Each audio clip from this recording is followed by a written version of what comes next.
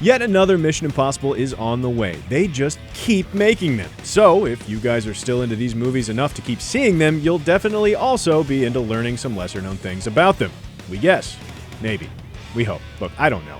So here are 7 things you didn't know about the Mission Impossible movies. Probably. What Mission Impossible movie would be complete without a good old-fashioned gunfight? Well, apparently, the very first one. That's right, even if you've seen Mission Impossible before, you probably didn't know, or at least didn't notice, that it doesn't have any shootouts. Like none, at all, not even a little one. Sure, Tom Cruise handles a gun, and later he gets a gun pointed at him, but Ethan Hunt never actually fires a gun at any point in the entire film. He relies only on classic espionage, an explosive or two, and of course, spandex, a critical element for any spy. But to all you gun violence lovers, don't worry your damaged little heads. They more than make up for the lack of firearms in the first Mission Impossible with the constant gunfighting in the rest of the movies in the franchise. Do you mind if I'm on top? Either way works for me. Moving on to MI2, you probably didn't know that Tandy Newton's character Naya is based almost entirely on the character Nicole from How to Steal a Million, played by Audrey Hepburn. Originally, Naya wasn't even a jewel thief. She was supposed to be a spy. But director John Woo was so inspired by Audrey Hepburn in How to Steal a Million, he felt Naya would be more charming and interesting as a thief. I don't have a conscience. I'm a bloody thief. Moving on. Sticking with the second film for a moment, that guy really did just get kicked in the face. Yep, on that pirouette roundhouse kick thingy, Tom Cruise accidentally connected, kicking the guy in the chin. You can even see the sand flying off his face if you look closely. And as long as we're on this fight scene for the famous knife in the eye shot, that's a real knife, and it's really pointy, and really sharp, and it's really close to Tom Cruise's real eyeball. Production rigged a cable on the other end of it and hooked it to a bar overhead so that the knife could only go so far. So far, as in still within a ½ inch to a ¼ inch away from Tom Cruise's freaking eyeball. Cruise wanted it to feel dangerous for him as an actor and for it to look dangerous to the audience. Yeah, I think if your goal was to get a theater full of people to clench their buttholes in perfect unison, then mission accomplished. Here's the thing from the third film. Check out this stunt where Ethan and Lindsay get thrown forward from the roof of the truck. Tom Cruise and the team more or less came up with the idea for this stunt on the spot, so they had to figure it out on the fly, and put a stunt driver behind the wheel. Problem is, Stanley Tucci's former roommate Ving Rhames is supposed to be the one driving in the scene. They solved the problem by lighting it so that we can't see well enough into the truck to see that it's not Ving behind the wheel. Then, once the car stops, Ving runs in from off camera as if he's just gotten out of the vehicle. So, thanks to a little smoke and mirrors, the audience is none the wiser that they took the Ving out of driving.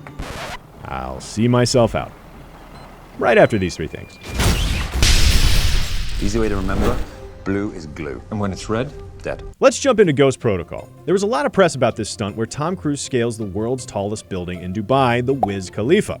I mean, the Burj Khalifa. I will say though, both Khalifas are very, very high.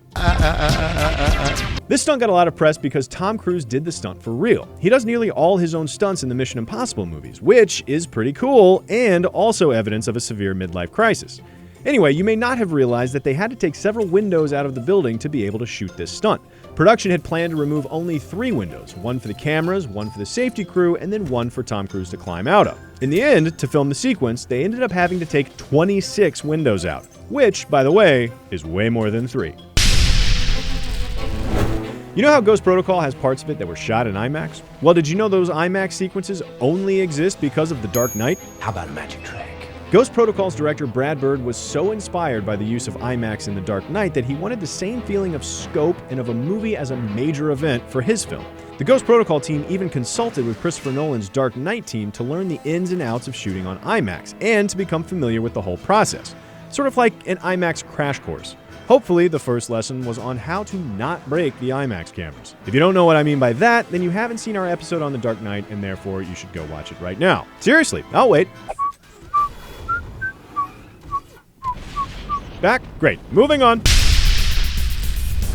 Going back to the first Mission Impossible, you probably didn't know that even though the train sequence is only 7 minutes and 20 seconds long, there are actually 152 shots in that time span.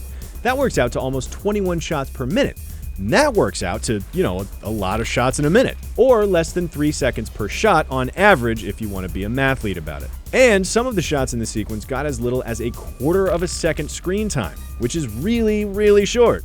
Kinda like Tom Cruise. No, it's okay. No, wait 1 second. What's so funny about that? It's incredibly rude. On that cheap shot, we're going to end this one. But as long as you're here, leave a comment letting us know what your favorite spy movie or spy movie franchise is. You going old school with the James Bond, the Connery era James Bond, or are you going new school with the Kingsman? Let us know and discuss amongst yourselves. Thanks for watching. Be sure to check out Cinefix.com and subscribe for more true-ish things about movies and sometimes clenched buttholes right here on Things You Didn't Know.